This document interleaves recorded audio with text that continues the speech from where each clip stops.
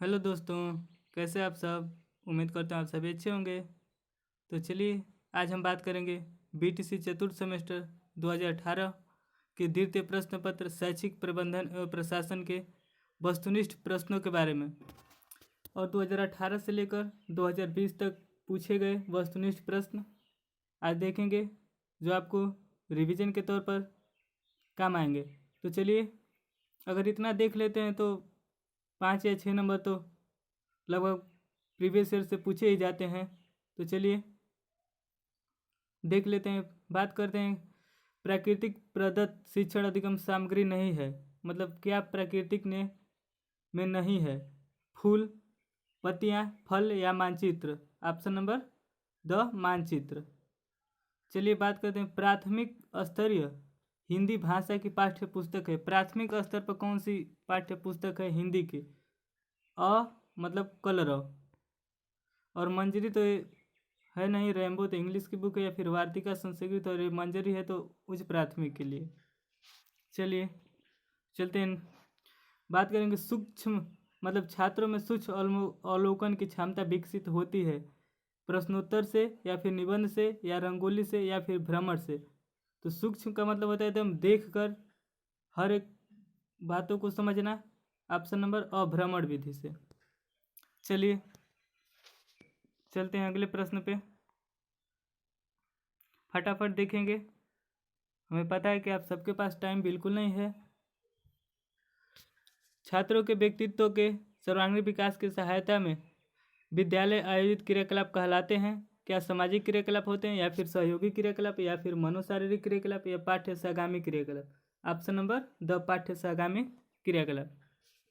बात करें कि कक्षा कक्ष में सीखने सिखाने की सामग्रियों को रखने का स्थान कहलाता है। जो भी बालक सीखते हैं वो जहाँ भी वो सामान रखा जाता है वो क्या कहलाता है? खेल कार्नर कहलाता है, या फिर कक्षा लाइब्रेरी, या फिर मैजिक कार्नर, या फिर लर्निंग कार्नर? ऑप्शन नंबर ब लर्निंग कार्नर। चलिए बात करते हैं। कार्य पुस्तिका बच्चों को अधिकाधिक अवसर उपलब्ध कराती है। मतलब कार्य पुस्तिका क्या कराती है? खेलने के, पढ़ने के, या फिर अभ्यास करने के, या फिर उपयुक्त में से कोई नहीं। तो ऑप्शन नंबर स कार्य पुस्तिका अधिक से अधिक अभ्यास कराने में क्या करती है? मदद करती है। चलिए देखते हैं, बेसिक शिक्षा अधिनियम कब पारित हुआ था? बेसिक शिक्षा अधिनियम कब पारित हुआ था? वर्ष 1972 में। Option number the. चलिए चलते हैं नेक्स्ट प्रश्न पे, बात करेंगे। शिक्षकों को शैक्षिक सपोर्ट प्रदान करने हेतु जनपद स्तर पर स्थापित अकादमिक संस्था है। कौन सी संस्था है? क्या फिर ACERT है, या फिर आंग्ल भाषा शिक्षण संस्थान है, या ब्लॉक संसाधन केंद्र, या फिर जिला शिक्षा एवं प्रशिक्षण संस्थान? ऑप्शन नंबर द जिला एवं शिक्षा एवं प्रशिक्षण संस्थान, जिसे डैट के नाम से जाना जाता है ना। चलिए चलते हैं नेक्स्ट प्रश्न पर। थोड़ा जूम कर दें ताकि सभी को दिखाई दे, वो भी क्लियर दिखाई दे, साफ दिखाई दे ना। चलिए, विद्यालय में सभी कक्षा कक्षों में नियमित पठन हेतु बनाई जाती है। क्या शिक्षक डायरी बनाई जाती है? ऐसा नहीं है, हर एक शिक्षक डायरी वो अलग है। मूल्यांकन योजना, ये भी नहीं। समय सारणी, ऑप्शन नंबर स समय सारणी। विद्यालय समय सारणी होनी चाहिए, कठोर होनी चाहिए, ऐसा बिल्कुल नहीं है। लचीली होना चाहिए, हाँ। ऑप्शन नंबर ब अपरिवर्तन होनी नहीं चाहिए, मतलब ऐसा कि जिसमें कोई परिवर्तन ना हो। लचीली, ऑप्शन नंबर ब राइट आंसर। बात करते हैं। राज्य हिंदी संस्थान उत्तर प्रदेश स्थित है। इलाहाबाद में, या फिर कानपुर में, या फिर लखनऊ में? ऑप्शन नंबर ब वाराणसी में। चलिए बात करते हैं। NCERT का मुख्यालय कहाँ है? मुंबई में, कोलकाता में? ऑप्शन नंबर अ मुंबई में, ऑप्शन नंबर कोलकाता में, ऑप्शन नंबर स दिल्ली में, और ऑप्शन नंबर द चेन्नई में। ऑप्शन नंबर स कहाँ? दिल्ली में। NCERT का मुख्यालय कहाँ है? दिल्ली में। चलिए चलते हैं अगले प्रश्न पर। जिला शिक्षा प्रशिक्षण संस्थानों में विभागों की संख्या होती है, कितनी होती है? 7। Option number the.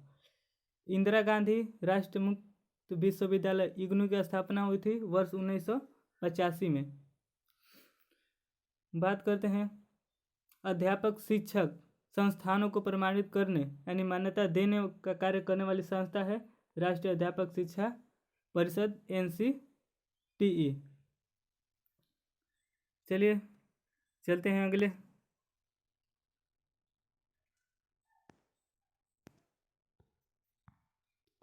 अगले प्रीवियस ईयर की बात करेंगे। थोड़ा जूम कर दें।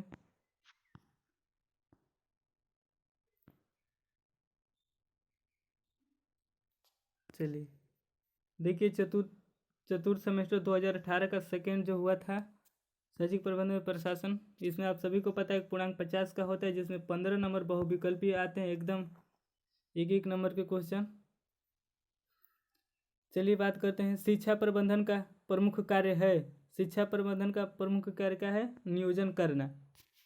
औपचारिक रूप से संगठित समूहों में व्यक्तियों से मिलकर कार्य करने की कला ही प्रबंधन है। यह कथन किसका है?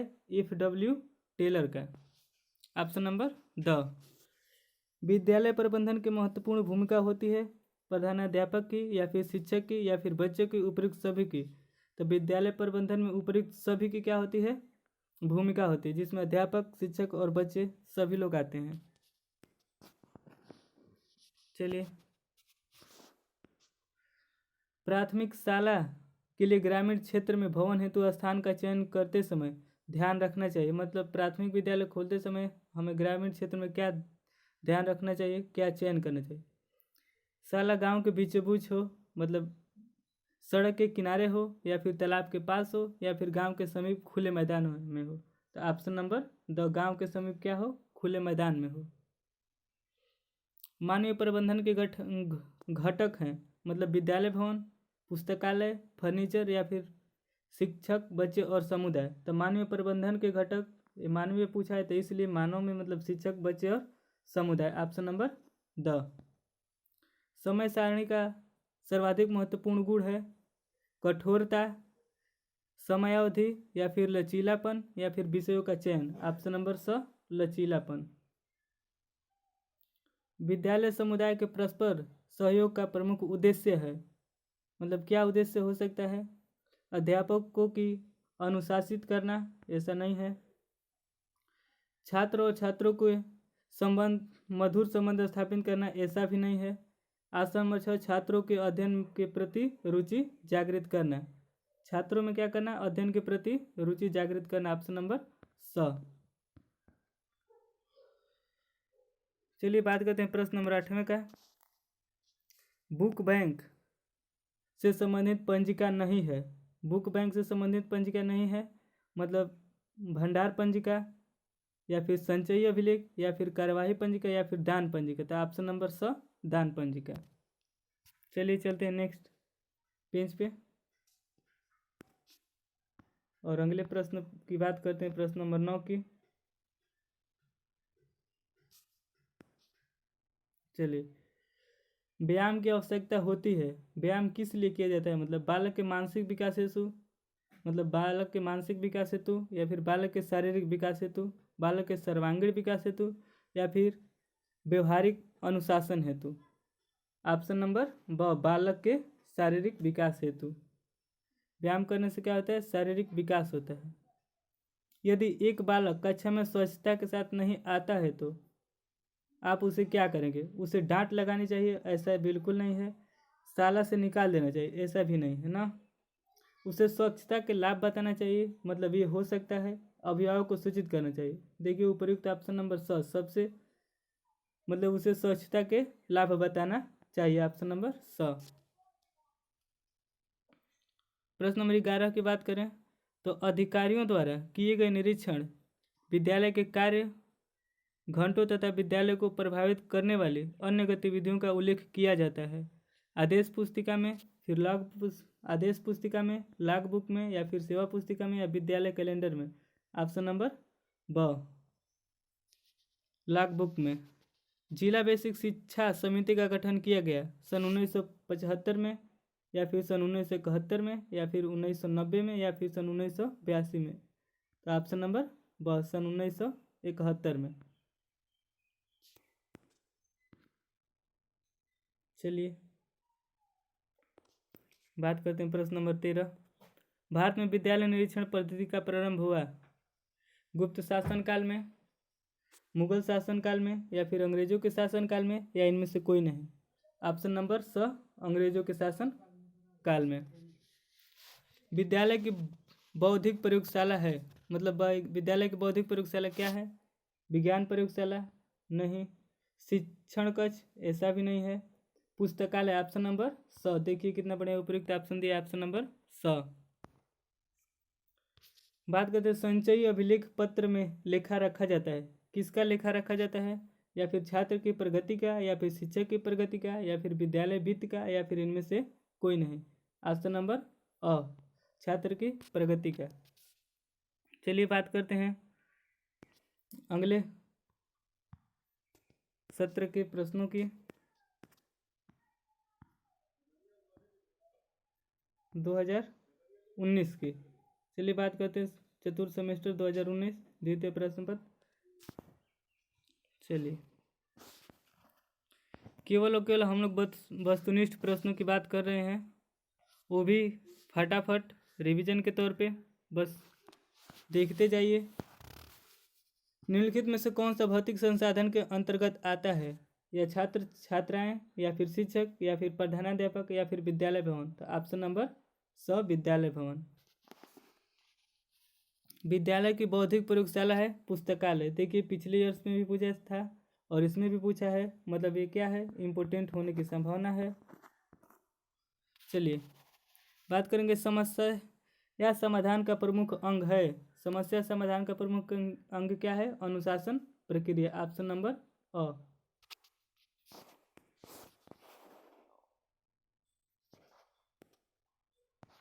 बात करते हैं मानवीय प्रबंधन के घटक हैं फर्नीचर, पुस्तकालय, विद्यालय भवन, छात्र छात्राएं और समुदाय।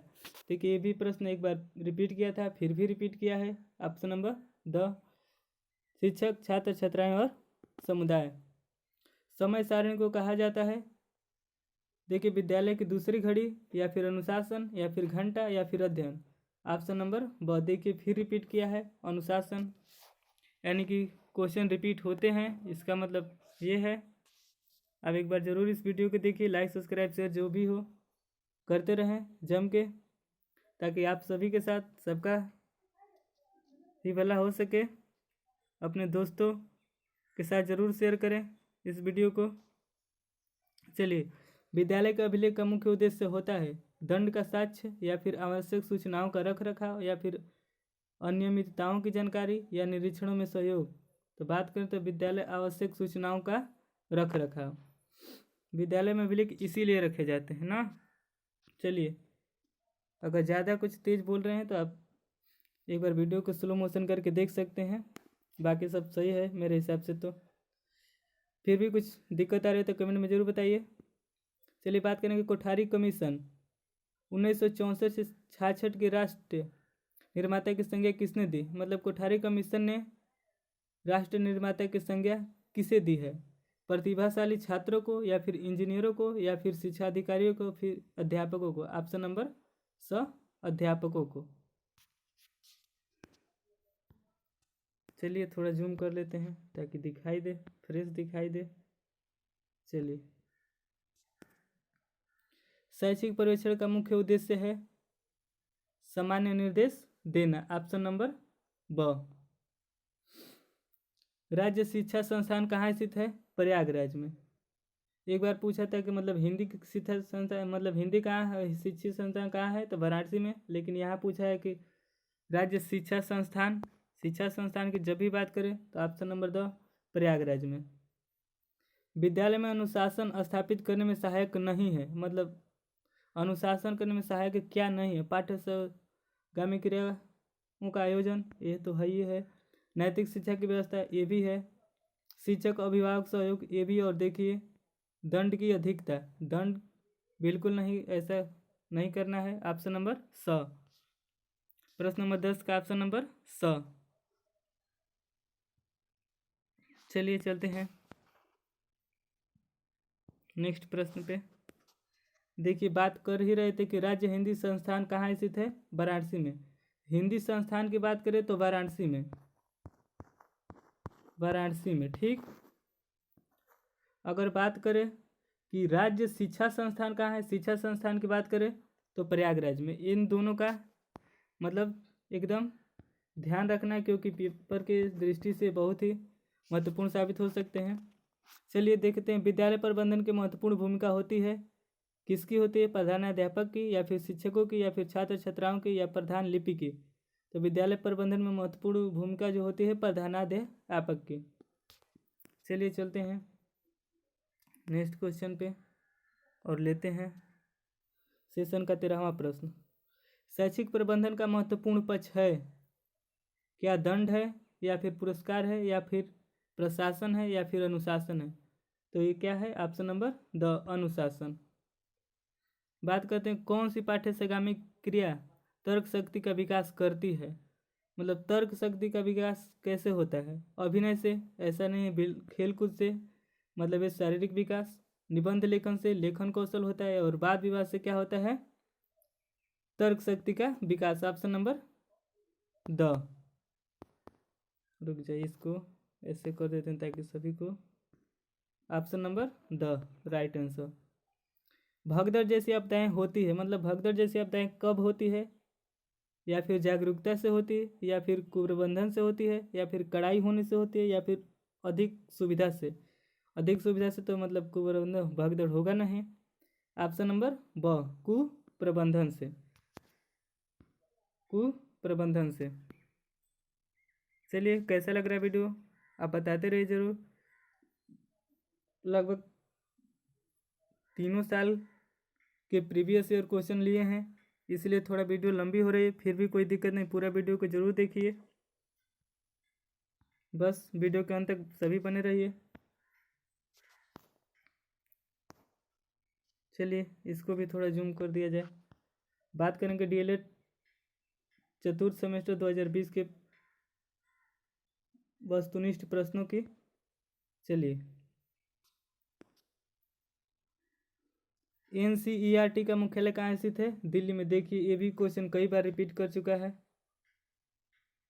पाठ्यसगामी क्रियाकलाप की विशेषता है सांस्कृतिक कार्यक्रम, ये भी होता है। पाठ्यक्रम के साथ साथ राष्ट्रीय पर्व भी मनाया जाता है और वृक्षारोपण भी किया जाता है, इसलिए क्या होगा? ऑप्शन नंबर द उपर्युक्त सभी। मानवीय प्रबंधन के घटक हैं। मानवीय प्रबंधन के क्या घटक हैं? शिक्षक, बच्चे और समुदाय। बहुत हर मतलब 2 प्रश्नों में पूछा, 2 बार पेपर में पूछा जा चुका है, तीसरा बार भी आ चुका है। अब देखिए नेक्स्ट संभावना बन सकती है, इसको बिल्कुल गलत नहीं करना है। विद्यालय प्रबंधन के महत्वपूर्ण भूमिका होती है प्रधानाध्यापक की, या फिर शिक्षक की, या फिर बच्चों की, या उपयुक्त सभी की। ये भी क्वेश्चन रिपीट कर चुका है, उपयुक्त सभी की।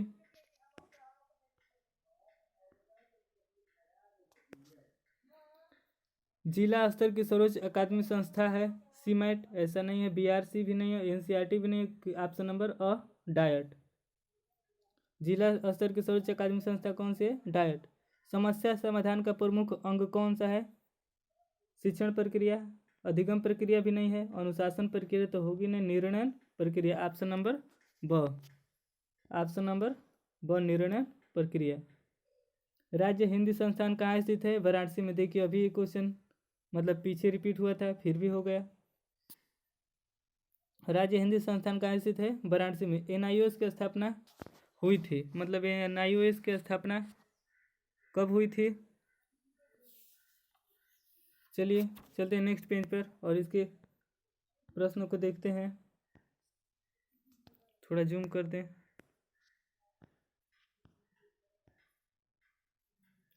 सन 1962 में, या फिर 1973 में, या फिर 1969 में, या फिर 1992 में। तो ऑप्शन नंबर सन 1969 में।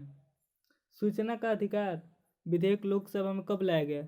दिसंबर 2004 में, दिसंबर 2005 में, दिसंबर 2003 में, और दिसंबर 2006 में।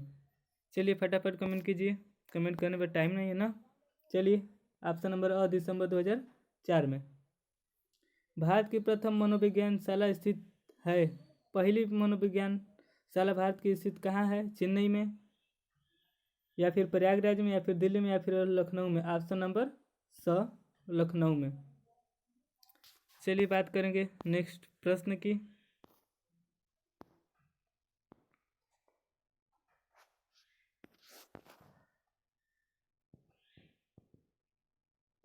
चलिए, बाल गणना पंजिका है विद्यालय अभिलेख है या फिर शैक्षिक अभिलेख है, आर्थिक अभिलेख है या फिर सामाजिक अभिलेख है? तो बाल गणना पंजिका क्या है? विद्यालय अभिलेख है। ऑप्शन नंबर अ। प्राकृतिक आपदाएं कितने प्रकार की होती है? तो ऑप्शन नंबर द 5 प्रकार की।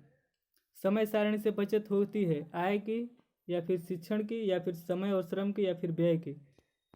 चलिए, ऑप्शन नंबर ब, समय और श्रम की।